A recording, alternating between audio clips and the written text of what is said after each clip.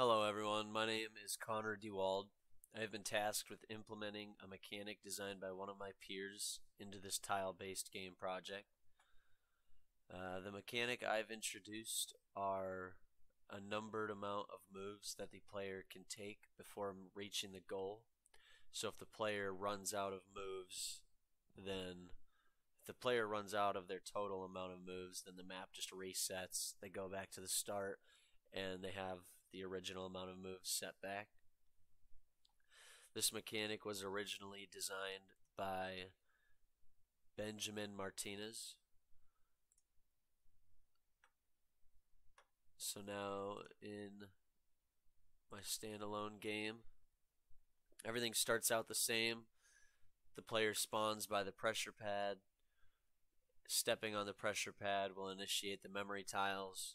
But now you'll notice that there is a new HUD widget, number of moves, and the actual number I tried to place close to the player's spawn so it catches the player's attention right away. They see how many moves they have right away. So if you take a step, you hear a sound, and the number of moves decreases. Awesome, sweet. So now if you step on the pressure pad, you can see the correct path.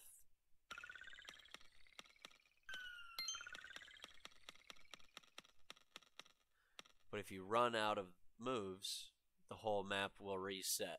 So you will notice this pit resets. The number of moves goes down to 0.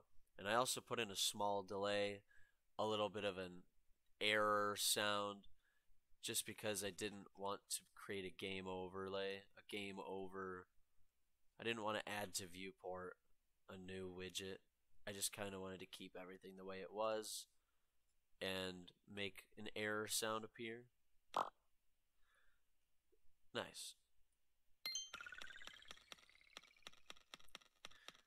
But if the player reaches the goal within the number of moves, obviously they win. The number of moves resets onto the new map and the player can continue.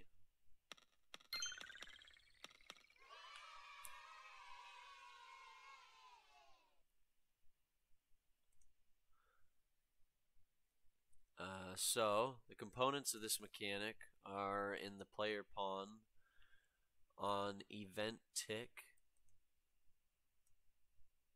I think I created this entire event tick branch. On event tick, it is checking every tick to see if the moves are greater than 0.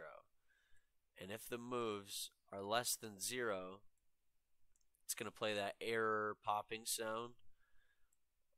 I put a delay, a very minuscule delay, because I need to delay that tick. Very small. And then I'm casting to find the game mode, and that's letting me reset the map. So whenever the player's moves are below 0, it's playing a sound, and then it's resetting the map. I also, inside of my event move to tile, I added a way to subtract the move count every time the player takes a step. So on move to tile, it is saying on entered, if it is moving, sorry, if it's not moving, so if it's on the space, it stopped moving, then set the number of moves minus 1. So it's de-incrementing the amount of moves by 1 and then setting the moves back. So every time the player is taking a new step, the moves get decreased. Then up here on event begin play, I am setting the amount of moves right at the very beginning where we set the stamina and the max stamina.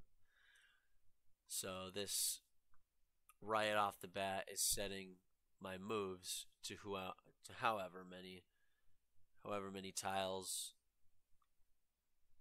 Move spaces makes it more difficult for the player to complete the level. Then inside of the player HUD widget, I just have this one horizontal box, or sorry, within the designer view of my HUD widget, I have a horizontal box with two text boxes inside. The first one is labeled number of moves with no binding. The second one is just labeled text block because it has a binding. It is a function called getMoves. So inside the graph editing mode of my player HUD widget, I created a new function called getMoves, which casts two player pawn, gets my player pawn, it targets the amount of moves they have, and then it's going to read the exact amount of current moves they have, which is decreasing every time they take a step.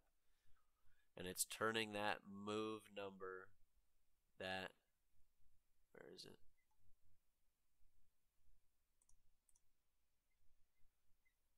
It's I want to say it's an integer. So it's taking that integer, here it is, and it's reading it to text. Yeah, it says right there, to text integer. And it's returning that text. So that way now, on the binding, it is returning how many moves.